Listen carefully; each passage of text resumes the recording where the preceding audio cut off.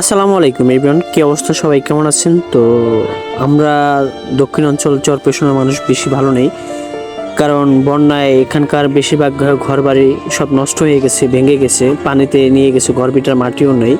তো আমরা অনেকে কিছু ভাই বোনেদের নিয়ে এখানে চলে আসলাম দেখার জন্য। দেখে খুব দুঃখজনক বিষয়, দেখে খুব খারাপ লাগলো যে এখানকার ঘর বাড়ি সব কিছু ভেঙে চুরে সব কিছু শেষ হয়ে গেছে। তো আপনারা যারা এখানকার প্রতিনিধি আছেন অবশ্যই আপনারা দেখবেন এই যে বিষয়গুলো, যে এখানকার মানুষের খুব দুঃখে কষ্টে জীবন যাচ্ছে। তো অনেকক্ষণ ঘুরে দেখলাম যে এখানকার ঘর বাড়ি কিছুই নেই, তো ভেঙে চূর্ণচার হয়ে গেছে। নদী এখন শান্ত। এই যেখানকায় দেখতেছেন এখানে পানি ছিল অনেক, প্রায় 20 থেকে 25 হাত।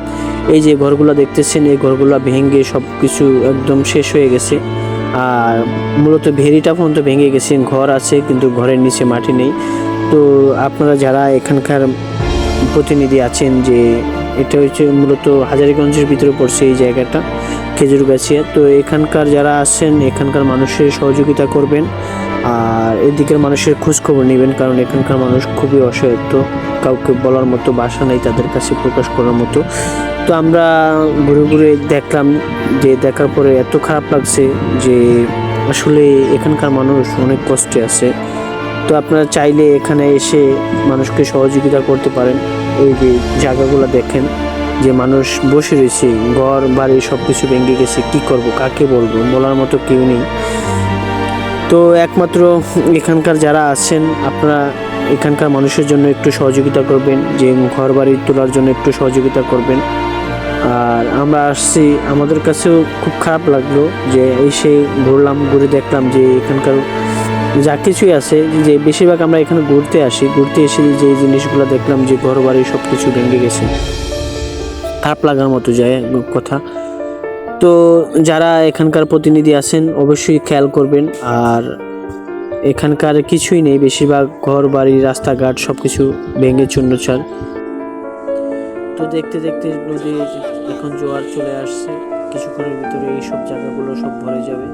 তো আমরা ঘুরে ঘুরে দেখলাম, পরিবেশটা খুব সুন্দর, ভালো লাগে। আর এখানকার ছোট ভাইরা আছে মোটরসাইকেল নিয়ে নদীর ভিতর দিয়ে চালাচ্ছে, ওদের কাছে নাকি ভালো লাগে। এখানকার একজন ভাই দেখলাম, যে ভাই ঘর গেছে, বাড়ি গেছে, সব কিছু চলে গেছে, যে এখন তো কিছু করে একটা খেতে হবে। তো এই বন্যার ভিতরে তারা মাছ ধরার জন্য চলে আসছে এখানে।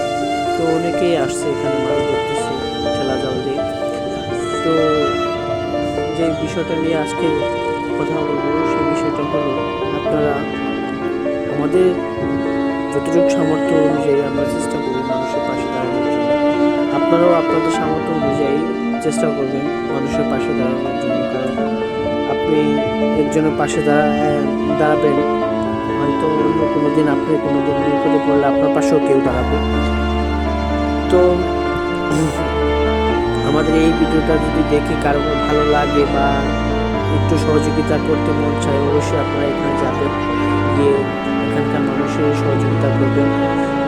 কারণ মোবাইল নাম্বার এটা হতে দেওয়ার দরকার প্রয়োজন মনে করি না, কারণ মোবাইল নাম্বার দিলে অনেকে মনে করে যে টাকা পয়সা উঠে উনি খেয়ে ফেলবেন। অতএব আপনারা যদি সহযোগী গিয়ে দেখেন যে এখানকার ঘর বাড়ি সব কিছু ভেঙে নষ্ট হয়ে গেছে, তো এখানে এসেই আপনারা মানুষের সহযোগিতা করবেন, অবশ্যই তারাও শান্তি পাবে এবং আপনার কাছেও ভালো লাগবে যে মুখে সহযোগিতা করে খুবই ভালো লাগবে। তো আজকে এই পর্যন্তই। সবাই ভালো থাকবেন।